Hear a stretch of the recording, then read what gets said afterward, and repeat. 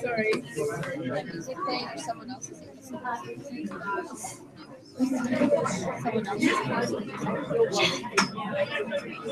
Hey, did you hear the sound? I heard the sound. Oh, good. I'm sitting in my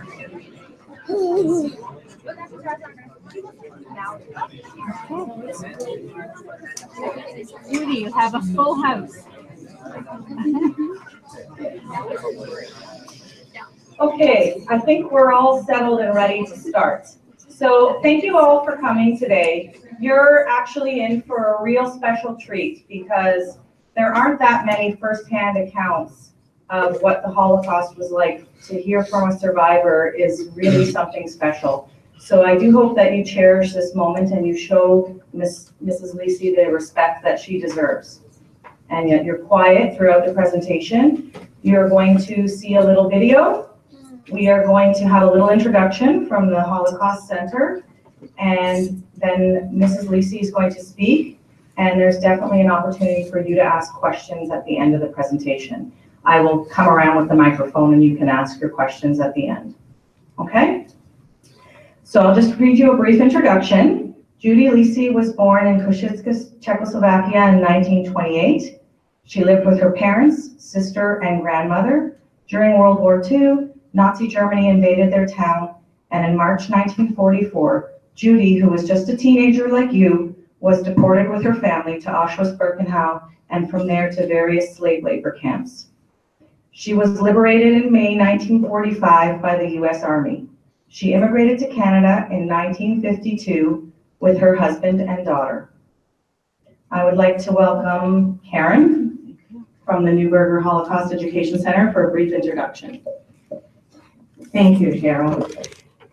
Just to give you a bit of history on the Holocaust Education Center, my name is Karen Lysy, and I'm a volunteer for the Holocaust Education Center. This is the 37th annual Holocaust Education Week. It runs every year from November 2nd to the 9th, and attracts more than 35,000 people to over 150 programs across the GTA. It is presented by the Sarah and Chaim Neuberger Holocaust Education Center. Runs programs throughout the year as well. You're welcome to check the website, holocausteducationweek.com, to update yourselves. I would like to thank the host venue, Vaughan Secondary School, for hosting this program today. This year, Holocaust Education Week marks the 72nd anniversary of the end of World War II. But today's program will provide you with more than just a history lesson. You will be the first to view a short film providing background needed to understand this testimony you are about to hear. Then you will learn about the personal experiences, sacrifices, and courage, and events that shape the lives of those who survived this difficult period and of those who did not. You are a privileged group as Holocaust survivors become older, as Cheryl mentioned. There will be fewer opportunities to hear these stories directly from the people that experienced this horrific period in Jewish history, human history. We invite you to attend as many programs as possible. I have provided some brochures on the desk here which tell you about programs throughout the city. If you're interested to attend any, for changes and updates or sending your comments, you can do that online. Visit our website, holocausteducationweek.com. At this point, I remind you to turn off your cell phones, which you probably all have done. After the program, you can send a tweet or post a Facebook message about something you have found particularly interesting and important. You can find us on Facebook as Neuberger Holocaust Education Center and on Twitter as Holocaust Ed. I hope you find this morning's program informative. Thank you.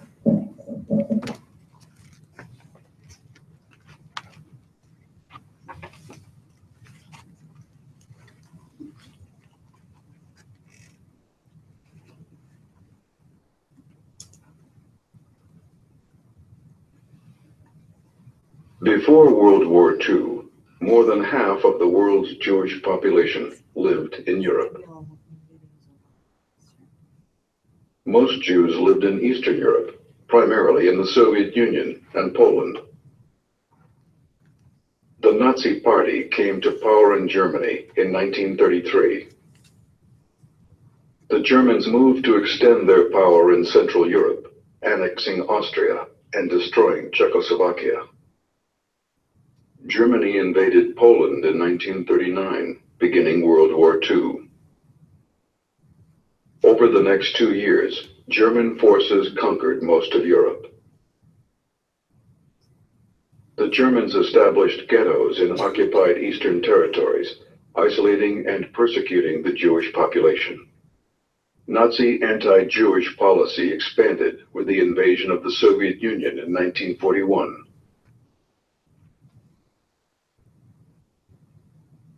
Mobile killing units murdered Jews, Roma, also called gypsies, Soviet political commissars, and others.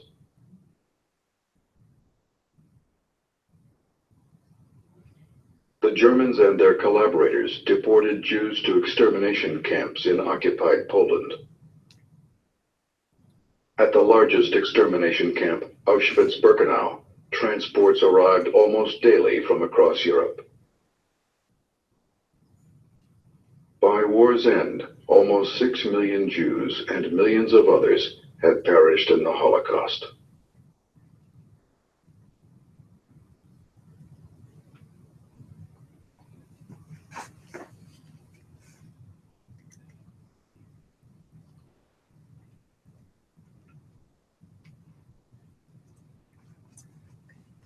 Turn your mic on.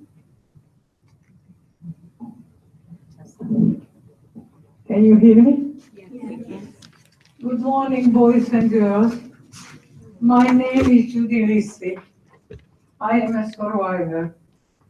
I was born in Czechoslovakia in 1928. Lived with my parents in a very nice home with my maternal grandmother and my sister Rose. I had a very nice early childhood. My parents were well-to-do people.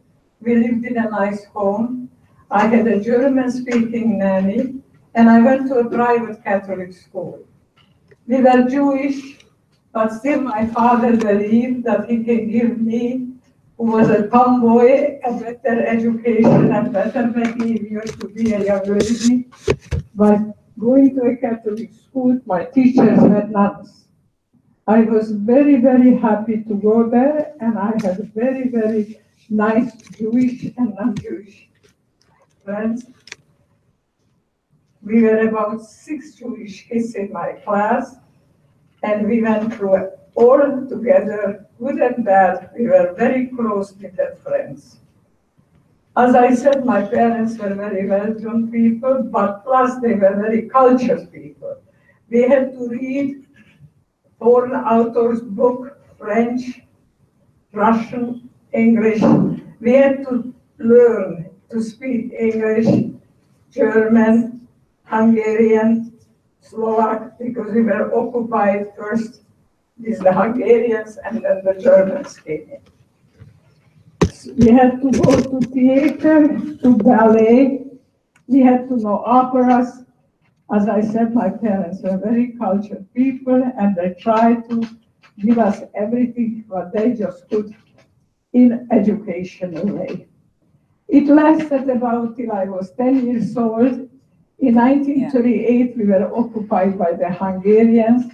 Life changed. We didn't understand with my sister the big concern what my parents had with changing of the government.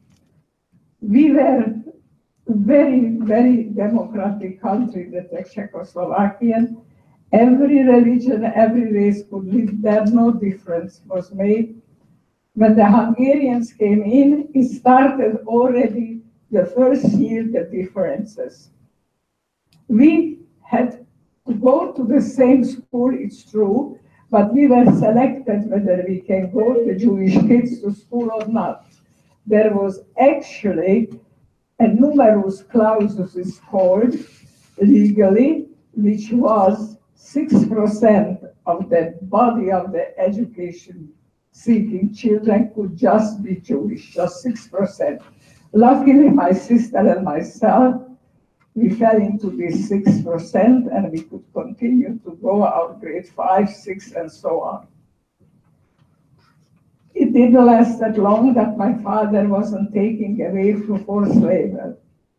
After that, they came out, the Hungarians, with all kinds of regulation.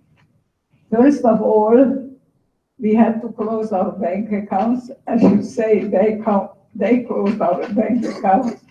Then they started, as the year progressed, they started to ask for all the silverware or gold or any valuable things in your home, you have to give it up.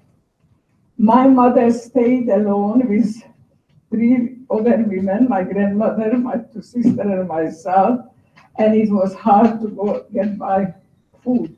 So she started to sell our belongings from our home. Then she, on the black market somewhere, she always provided us a piece of bread or the most necessary thing which we needed. My father came back from the camp about in 1943, just in time when they started to collect us all to go to the ghettos. I don't know whether you understand or you have ever heard or seen a ghetto. Usually they used to be on the end of the town, or it was streets in which there were big buildings and they put the Jewish people there, or there were factories or whatever, where they could collect the most of them. We had a brick factory, end of our street, and our ghetto, I should say, out of the town, as end of the town. And there was the brick factory where they originated our ghetto.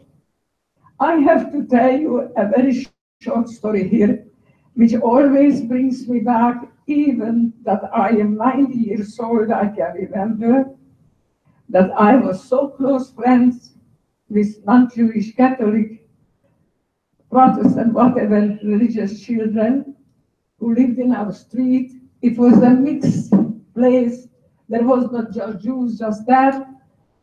And when they told us that we have to gather our stuff in a small suitcase, we were allowed to take 3 times our change, 1 blanket, and some food, and they move us next morning at 8 o'clock, let's say, to the ghetto. I just can remember one thing.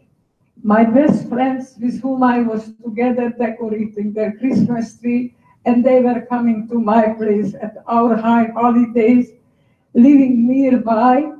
And when the day came that the gendarmerie, they are police people with feather hats, they came for us, and we had to be at 8 o'clock before our home. They locked our home, and that was it. And they marched us through the streets to the ghetto. What I cannot forget, and I want to mention it to you after so many years, that I could not understand, where are my friends? Where are my neighbors? Where are the people with whom we were together for so many years? Nobody came to the street. Nobody said a word. Nobody said a goodbye. Nobody said, maybe you shouldn't take those people. They were nice, quiet people. We were citizens of the country. My father, grandfather was born there. We were not jailers. We were hardworking, my parents, although professional, but we had hardworking people. That pain and that hurt I'm carrying through my whole life. That's why it's so important for me for so many years to talk to young people, because I believe in the young people and educating them about it. We went to the ghetto where they gave us a 5-meter by 5-meter section in a barrack. There was straw on the bottom.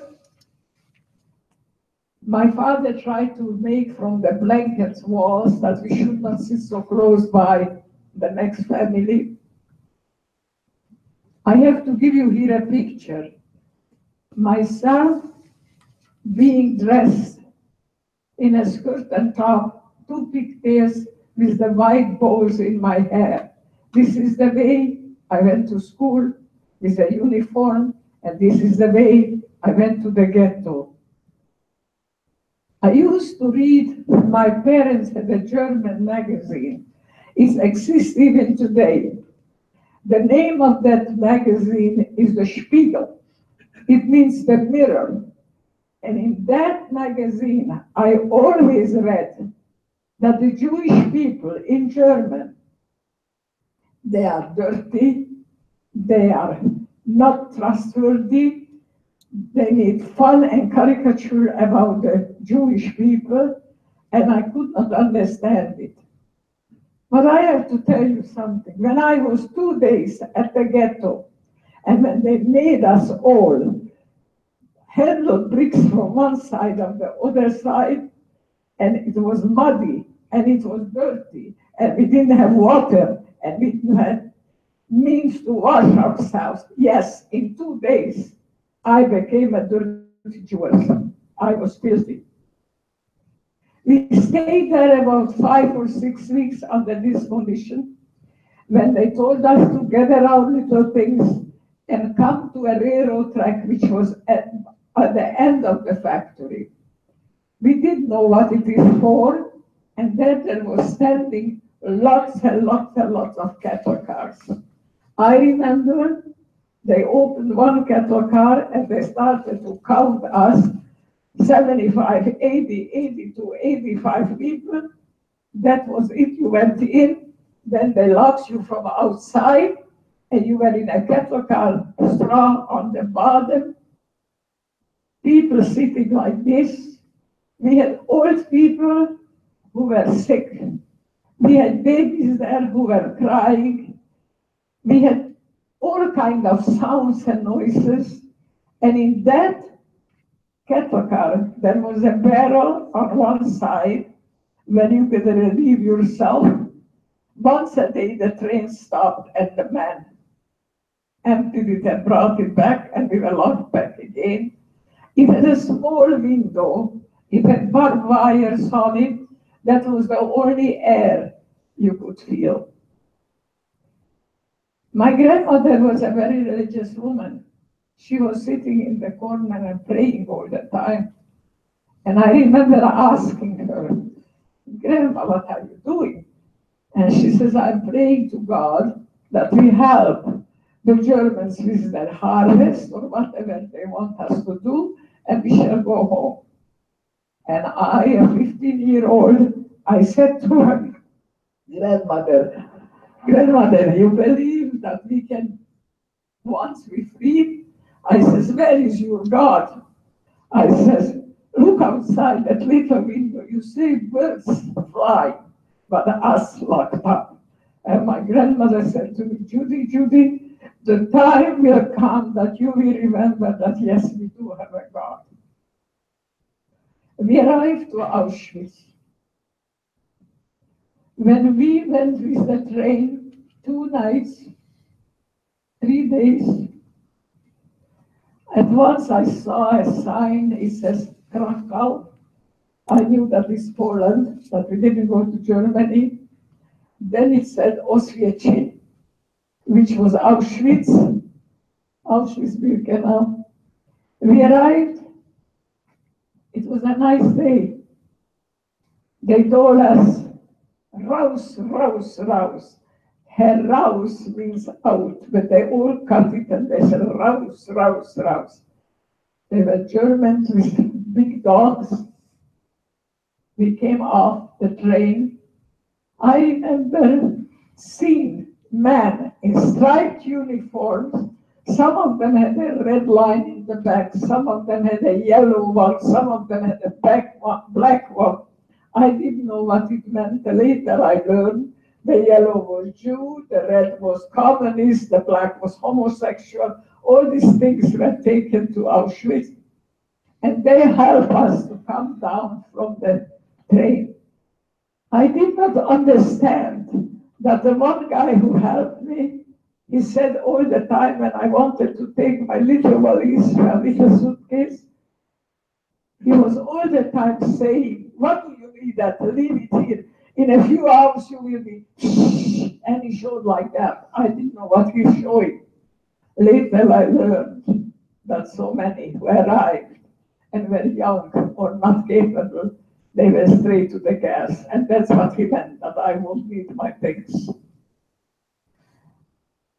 When we got off the train, there was a platform on which there was standing, I don't know the number, but lots of SS generals, I don't know what ranks they had.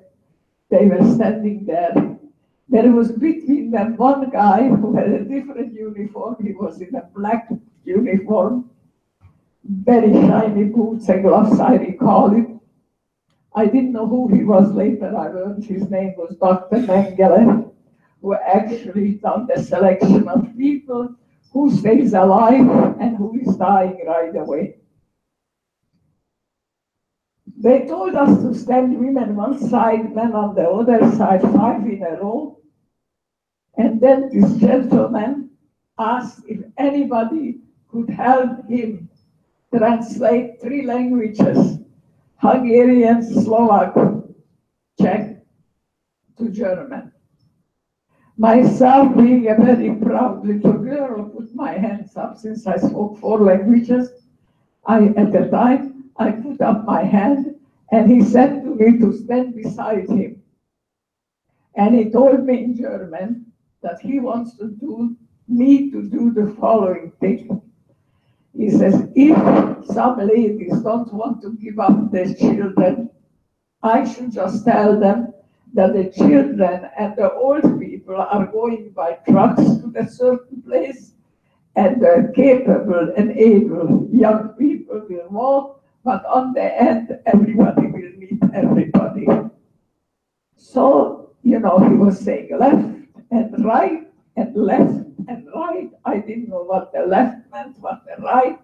I just knew that even when my own aunt who came with us in the same cattle train with 2 little cousins of mine, and to whom my grandmother right away went to her because she had 2 kids, so my grandmother thought that they are little kids, she has to help my aunt and not to be with us with my mother. And when she didn't want to give up the kids to go with my grandmother one side and her on the other side, and I said to her, Aunt Mary, why don't you give the children to Grandma? You will walk and Grandma and the kids will go by the tram.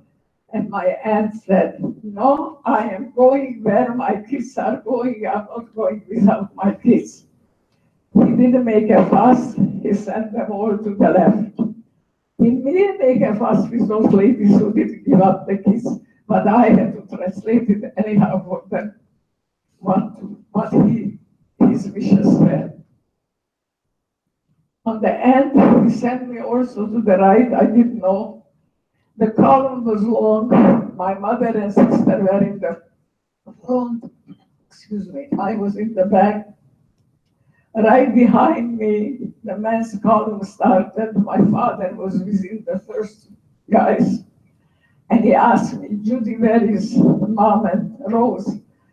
I says, I don't know.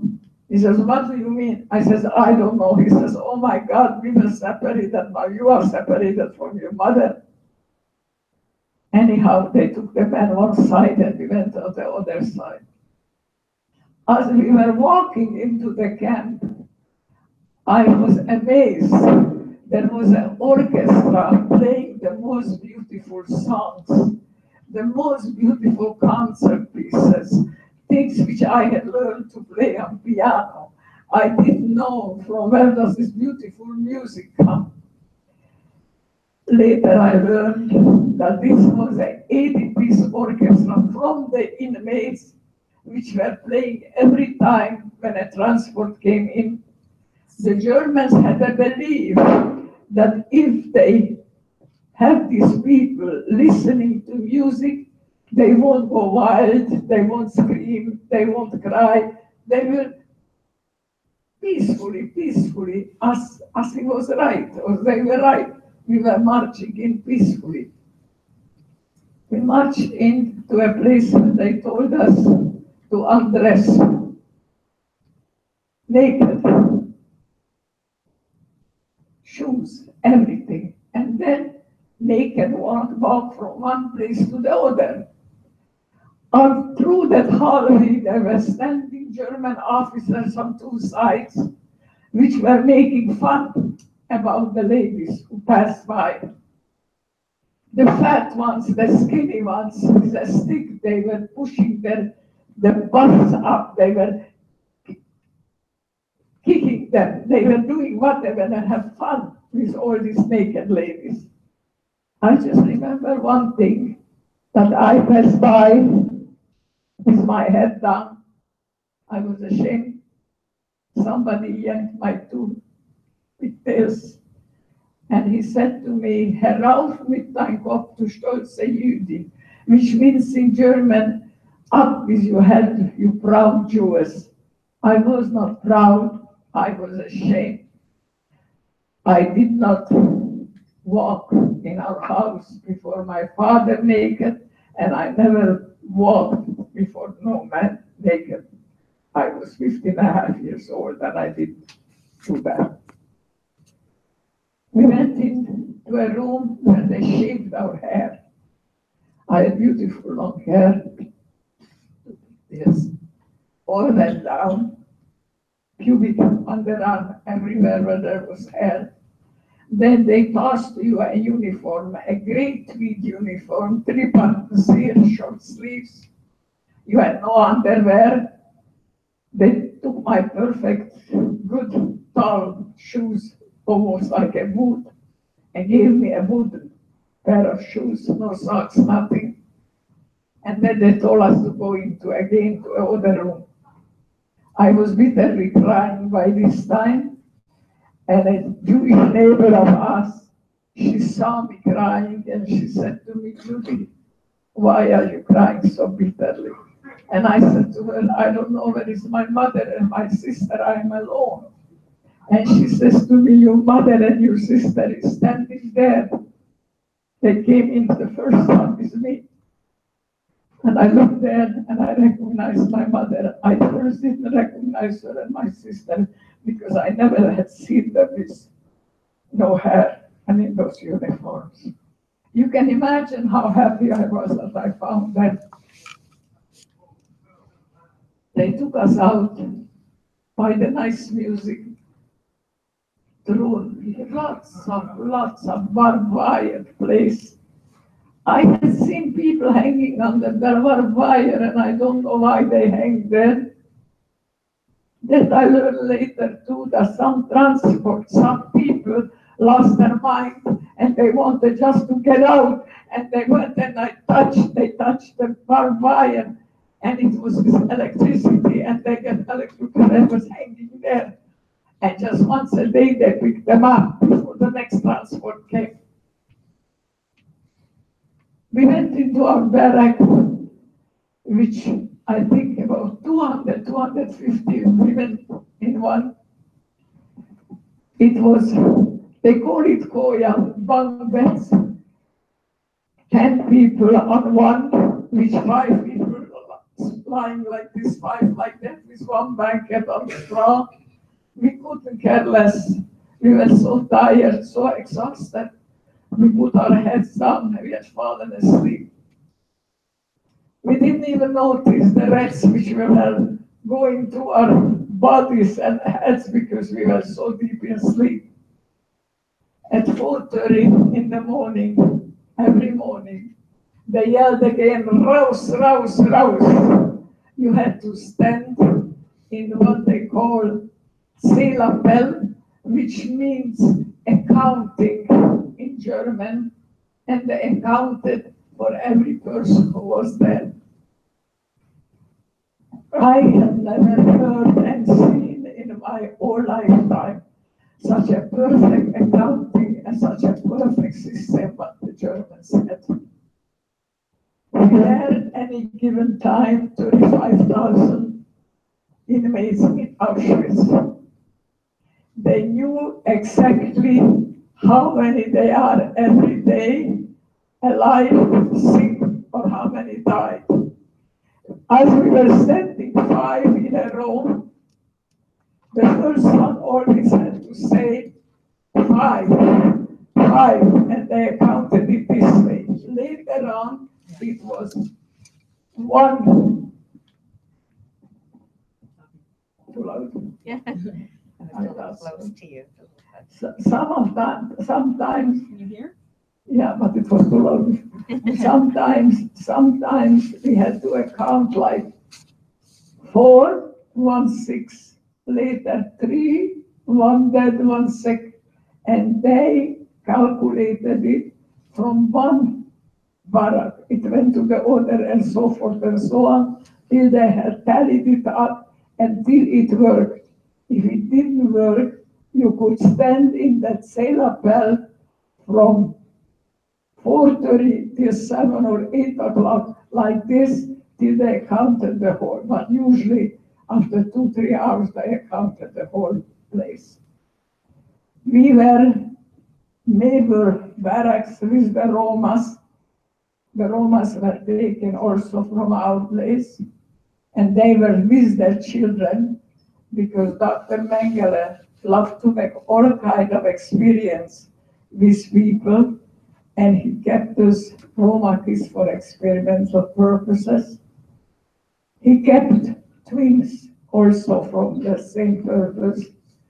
He challenged people that are also saved by him because he wanted to not to have challenged people in his country, so he was doing tests with them.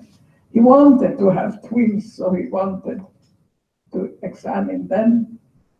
He was doing some terrible, terrible things there with the inmates. He wanted just save some blue-eyed, blonde girls because he loved to be Germany, or white, blonde, and blue-eyed.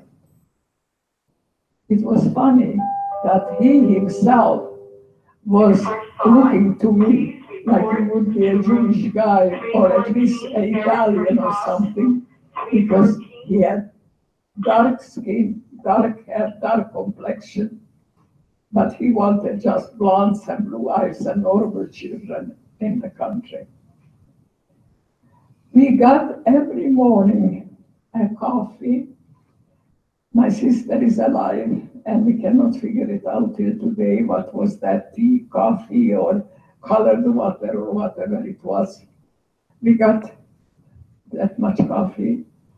We got a piece of cornbread. That was our breakfast. For lunch, always 10, 12 girls had to go with 4 big barrels of soup, which we got in the kitchen. I learned in the kitchen from inmates who were longer there about what was this thing, what the guys said. They explained it to me that the smell I'm smelling is burning flesh. People who were burned, transport which arrived, and they were not sent to the right side, they went to the left. They were straight going in the gas, they were gassed away, and then they burned in the crematorium. I learned there about many, many things. Actually, I learned about how many inmates they are and all the accounting things. All those who were there for 3 years, they had more knowledge about it. We were taking the soup back. 6 girls were handling on a long rod a big barrel of soup, which consisted of water, no potatoes, no meat. It was just all kind of green leaves. One person was handing you out the food. You have to understand one thing, how they could humiliate people. And this was hurting me more than where I was.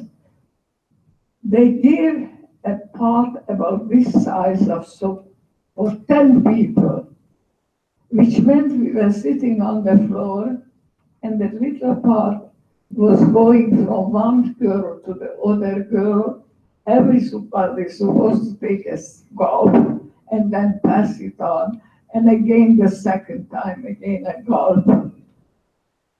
And the other 9 was watching it. And if anybody would have taken more than a gulp, I think the other 9 would kill them.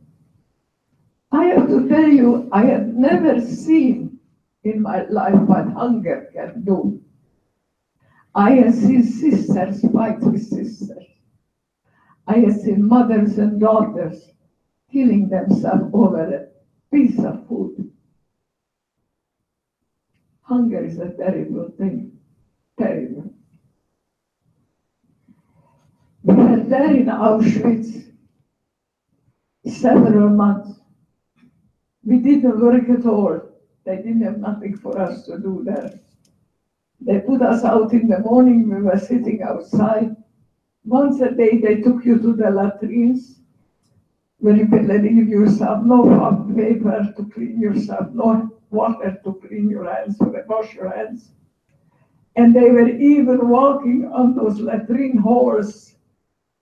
The Germans are yelling, raus, raus, raus, out, out, out.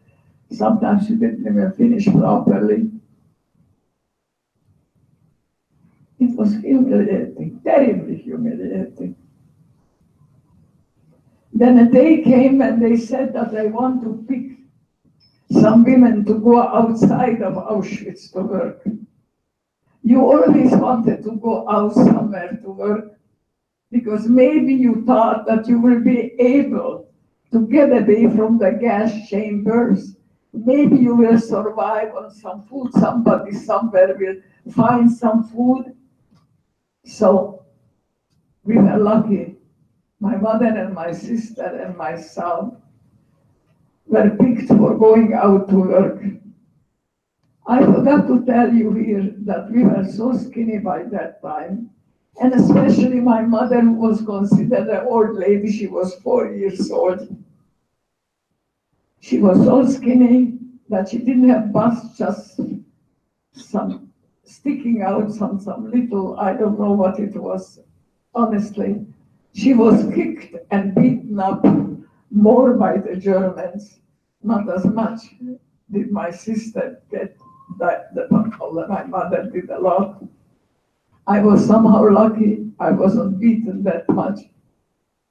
But I was the person who they needed extra work to scrub floors or to peel more potatoes or scrub out the big dishes. I was doing that voluntarily because I always fed myself with the things which they left on the plates. From Auschwitz, they put us on regular trains and they gave us regular clothing. I want you to hear a little smile, a little bit. I will tell you a little funny thing. My sister, who was skinny, and she's a petite woman, when we got our clothing for going out to work, she got a long floral chiffon evening gown. And she got a jacket which was coming on her, almost to her knees. I got a size, I don't know men's sizes, but it must have been 50, size 50, because I had to put the pants like this with a string, and they gave me another string to put my jacket and put a string over it. And my sister started to cry, and I says, Rose, what's the matter with you? So she says, how can we work in a chiffon long gown? I says, don't worry, you will catch on something and we will tear up a piece and they will catch, because you cannot tear up nothing what belongs to German. But if you will catch it, we will take it a little bit, and then on the end you will have a short dress. This was the way I could make her calm, and she was so scared. She was 2 years older than I am, but she was scared of everything. And she was always telling me, why do you offer yourself for this more work and that more work? We will be shot on the end anyhow. We went to a working place which was easier for us because we were 400 women in that camp all together. Barbed wire it was, food was scarce just the same, but we were working in a factory. First, actually on the field, we had to make, I don't know how they call it, they make marijuana from it, I know. That they call it, we had to make that first. Then it went into the factory, but they went through, sorry. It went through, it's okay? I don't know. Can you hear me in the back? Can you hear me in the back? Yeah, okay. So then we had to put it in machines, and it became softer. We had to comb it, and then it went into a place where they made linen. It wasn't bad, the work, and we got 5 potatoes daily more, which meant that when you came home from work, there was 5, please, on your place, 5 potatoes. They never let us in without the German woman going in front of us, because girls would change the potatoes.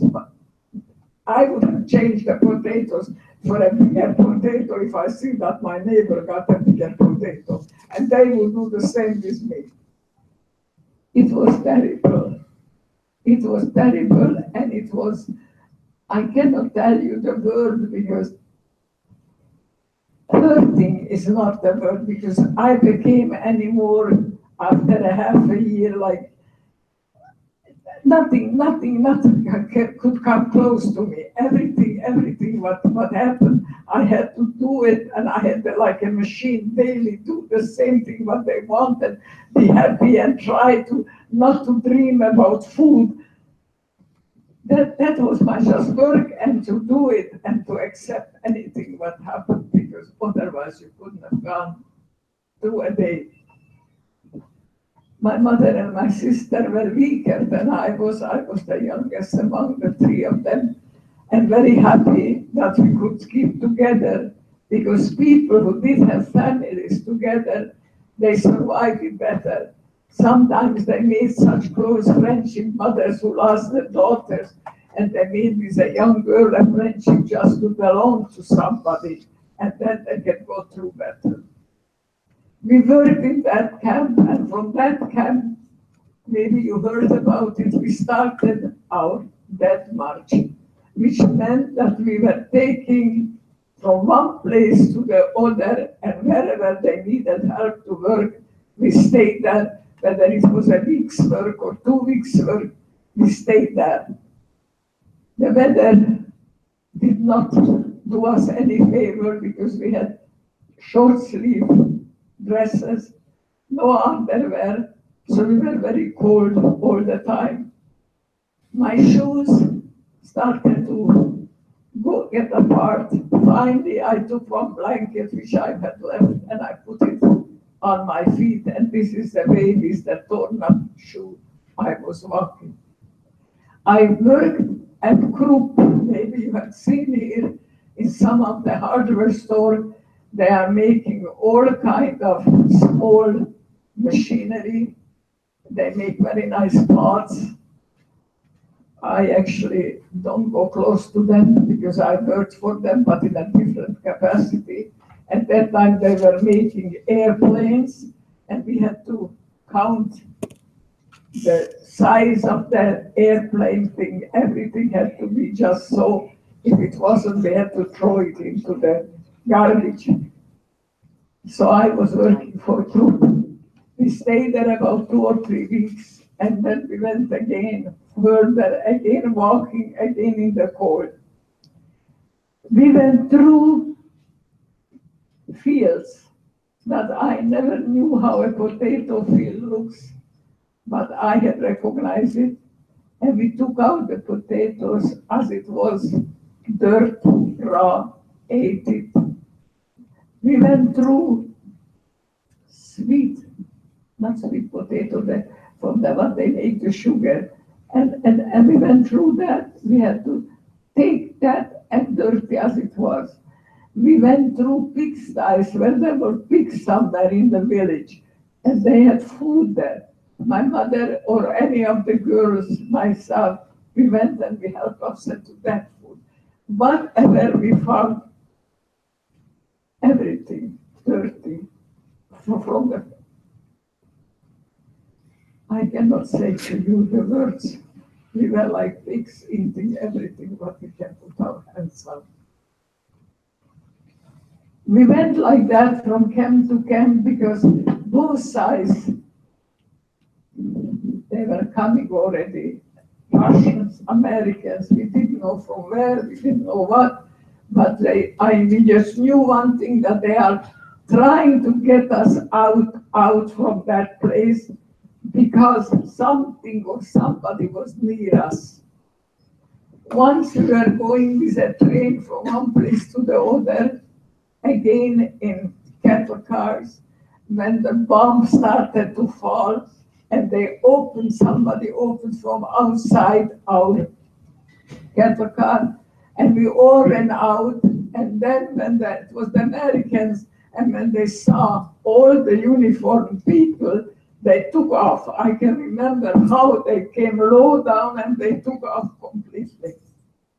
I was hiding with my sister and my mother. We were going away from the train, and unfortunately there was a little pond or something, and my sister fell into it, and the German came and back, and we were all put back in the cattle car and closed from outside. And again we went further. We went like that for months and months, till they brought us to a camp which name is Mauthausen. Again a camp which had gas. By this time, half of the people who came with us, they were dead, or we left them behind somewhere.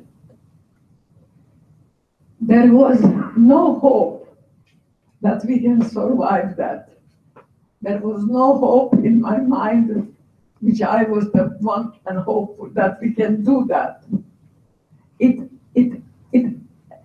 The thing what they done to us, the kicking, the beating, wherever you went, and if a German came by you and you were doing whatever work you were doing, and he had a stick in his head and it went like that, whether your face, whether your neck, whether your back. Some girls just fell over because they were so weak. So then he went with his boots and kicked once or twice into that girl. Those are things, excuse me, those are things which I cannot express in words. I cannot tell you the feeling one has, total helplessness.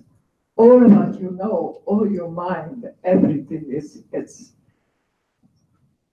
I couldn't accept it really, but I had to go on, and I had to go on. I had my sister and my mother, who got weaker and sicker as we went on. By the time we arrived to Mauthausen, it's 163 steps to make up to that camp. I don't think that we could make it. I was holding on to my sister and to my mother. I cannot tell you guys how we got up, but we got up. I had seen Jewish artifacts lying, our prayer shawls, our Bibles on the floor, on the steps. I didn't know what it was. They brought some guys who were 3-4 years in camps, working camps, and they brought these guys, and these guys could not make the steps, and they got rid of the religious things which they had.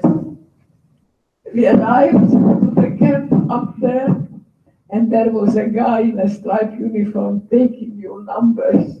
I didn't have number here because we had typhoid fever in our section, so I just have number here written on my uniform. And the guy by the number realized it, that I'm from Czechoslovakia, because he himself from Czechoslovakia, and he was writing down this number, but in the striped uniform with the red stripe. He was a communist. And he said to me, little girl, you come from Czechoslovakia? I says, yes. He says, are you alone? I says, no, my sister and my mother.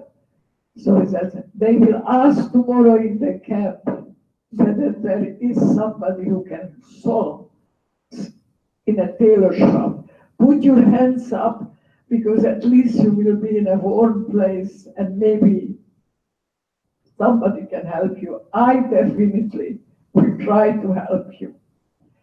So really next day they came and they looked for some help in the tailor shop, and we put our hands up. And my sister, myself, and my mother, we were picked to go to the tailor shop. The place at this camp in Mauthausen did not have walls. It has beams and it had just a roof. So you were sleeping out in the cold without nothing. I really don't know how we made it, really. And we went to work to the tailor shop. I was working by the side, a German lady who was very nice to me. She gave me a piece of her lunch. They had so much food that their sandwiches looked like that, but she gave me a piece of that. Oh, I forgot to tell you something. It's very important about, I should remember that and tell you even later. When we were going to our first working camp, we were sitting in regular trains, and an SS woman was sitting beside us, 20-some in a place. And in a big window, the train, and we came to a station where she was warm, I guess, and she opened up, I don't know, that bothers me, that noise. She opened up the window that air should come in. And when I looked out, I had seen that the woman is pumping water in a pitcher. I hear the second noise, that's the trouble. Okay. Okay, thank you. I'm so sorry, I never do that. And she opened the door. She wanted to have some fresh air. And I saw a lady pumping water in a pitcher. And I said to her, would you be so kind and give me a little bit of water? And she came with her pitcher toward the window. And when she was really close to the window, she dumped the water on the floor. She spit on me, and laughingly she went away. I forgot to tell you that things like that had happened to me, to many people, to my parents, on daily basis. That we were not considered as human beings, no matter how educated, how well brought you were up, how much you read, how much you knew, you were nothing in their German eyes. You were nothing. From Mauthausen, as I said, this guy helped us. He was waiting every evening when we are going home. He had either a piece of bread, or he had a carrot, or he had an onion, anything, but he always was giving me or my mother or my sister, who was close on the side where he was standing. One day he told me that he would like to ask me a favor. He gave me a piece of paper this side, and it was his father's name in Prague. And he said, if you got home, any of you, and I don't get home, would you go and visit my father and mother and tell them that I was helpful and good in the camp? I said, okay. And I was laughing, and I said to him, why couldn't you be home? He was, I think, about, in my opinion, I was 15 going on 16, so he must have been 25, 26 years old. In any case, I didn't know where to put this piece of paper, but I took it. And believe it or not, I couldn't hold on to it, but I read it so many times, the name, which was a Czech name, and just the name, I recalled, and I knew that he told me that his father was a judge in Prague. Anyhow, from Mauthausen, that was our last stay. From Mauthausen, we went to Gunskirchen. Gunskirchen is the place where I was freed. Gunskirchen was a small camp when I arrived. I didn't know really where I am. I'd never seen people so skinny, so frail, the eyes here in the back. You can see every rib sticking out.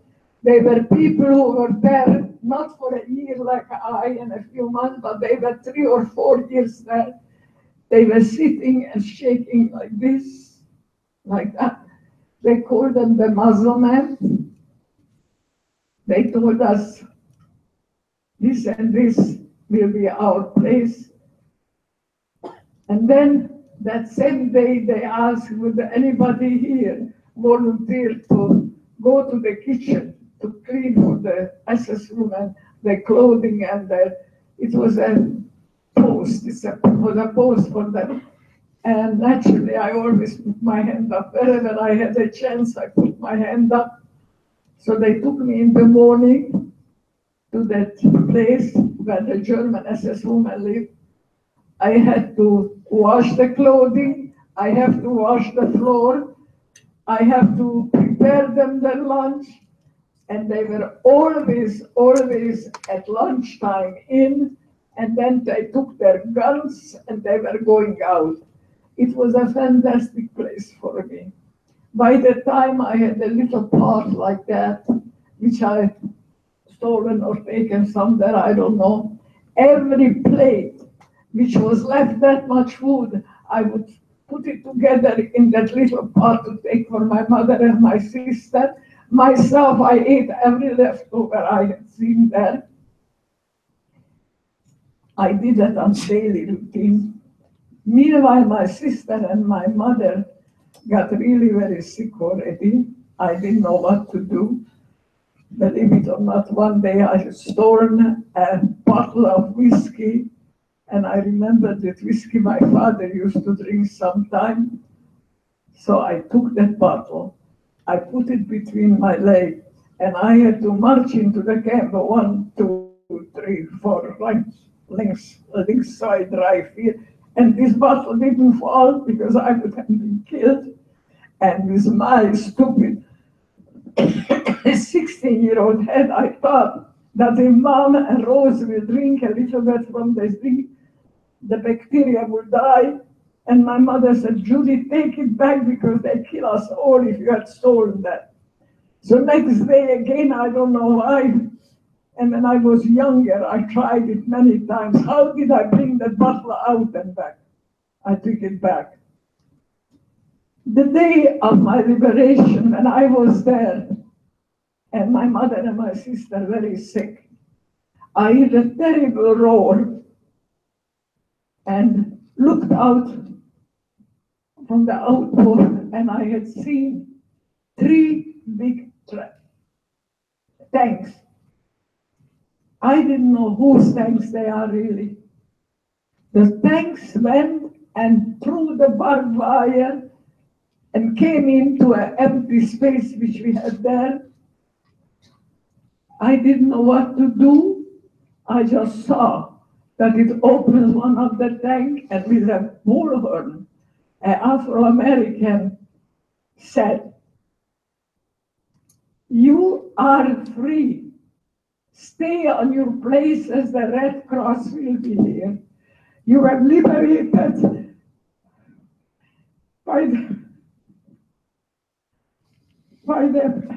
American." Excuse me.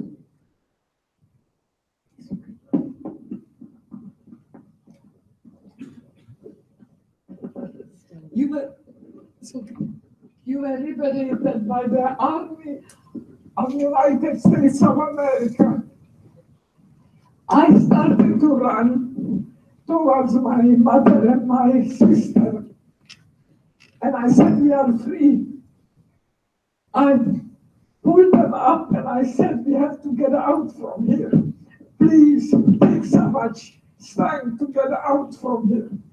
So they hold on to me, and we got through a bush, and at 1 minute, a light was in my face.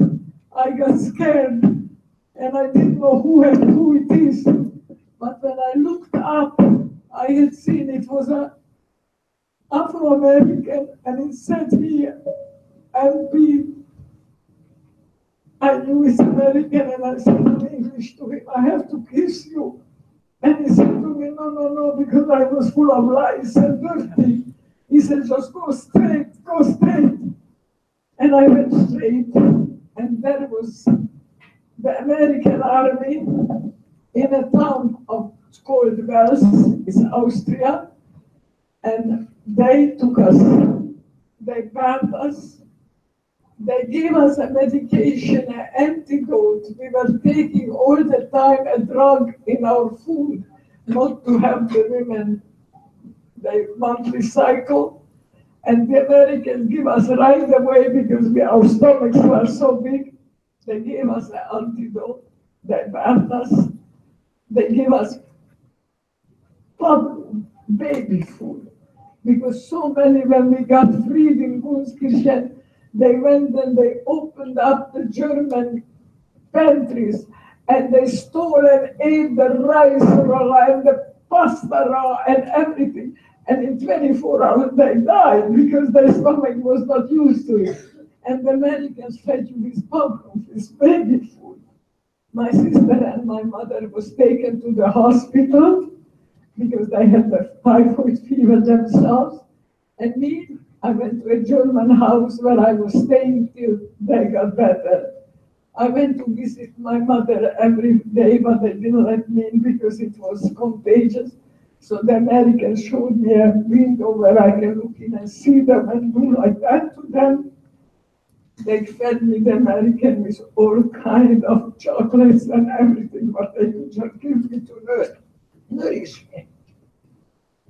Transports were going home. They were taking people home. We missed it because I was waiting for my sister and my mother. And 5 minutes. 5 minutes. And I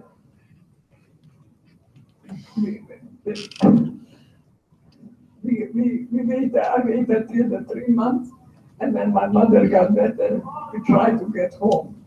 We got home walking and train and buses, whatever was available.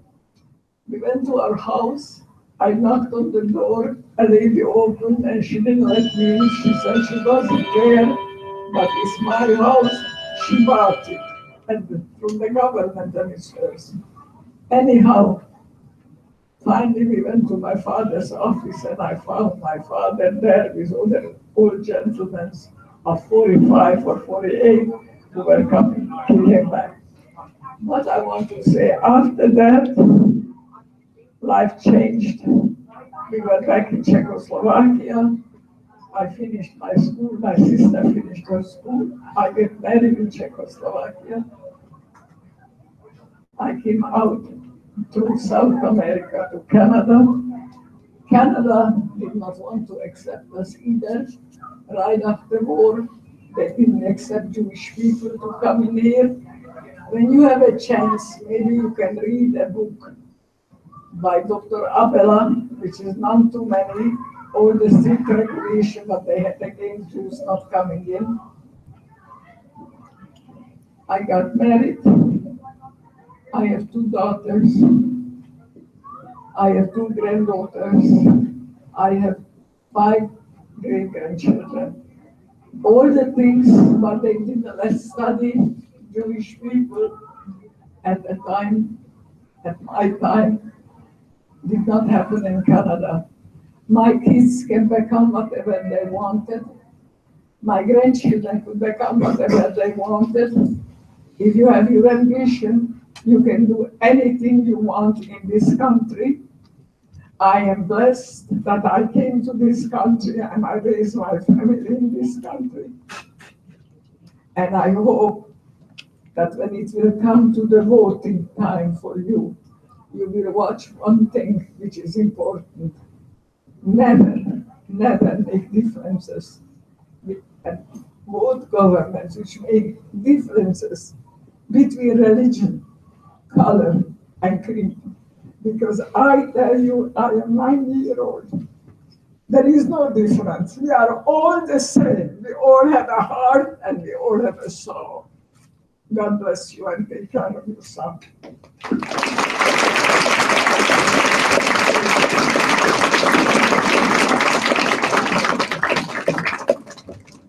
Thank you so much, Judy, for coming to speak today. If anybody wants to ask any questions, put your hand up and I will give you the microphone and you can ask Judy a question.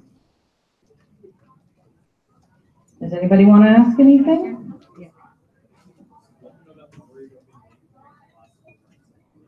Oh, yeah. Don't worry, you're here as attendance for this presentation. You don't need to worry about being late. Anybody want to ask any questions? That's okay. That's okay? That's okay. If you don't want to. Okay. Thank you very much all for coming today. Thank you girls very, very much. Boys, I'm sorry. On behalf of Vaughan Secondary School, I do want to present this to you and thank you for speaking here today. Thank you. We really appreciate it.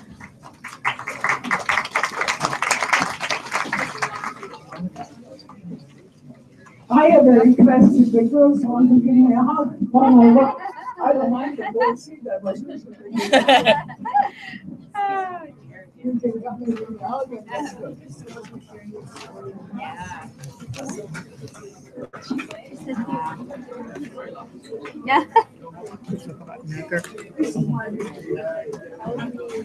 I did try and tell her to keep it to, it was very difficult. I know, She that's gets so fine. involved in the detail and, I can't, yeah. yeah.